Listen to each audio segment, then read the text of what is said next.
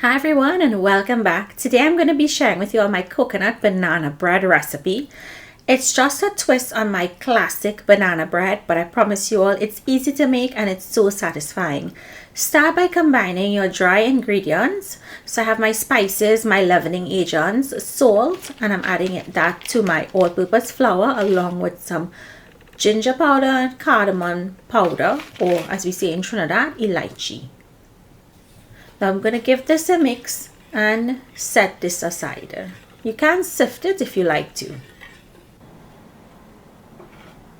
In a bowl with softened butter, add brown sugar. Now I'm only using half of a cup of brown sugar, and if you wanted to use less than that, of course you can, and if you wanted to use a full cup like my other recipe, you can. But for me, half a cup is just enough. So cream until it's light, and then add in the eggs one at a time, mixing well after each addition.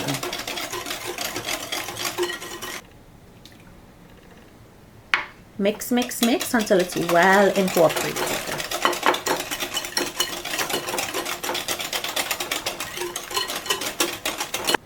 Next, I'm going to go in with my vanilla, mixed essence, almond, whatever you have on hand, some yogurt, and your overripe smashed bananas.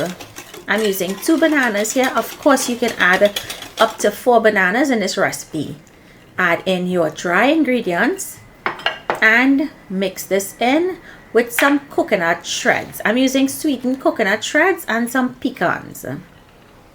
Mix to bring it together, but don't overmix. I'm going in here with a quarter of a cup of whole milk, or you can use evaporated milk.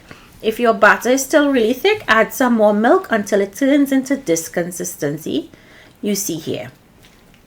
And then this, you pour it out into a greased baking dish. And if you guys wanted to double and triple this recipe, you can. Bake at 325 degrees Fahrenheit for about 1 hour. And when it's done, allow it to cool completely before cutting and enjoying.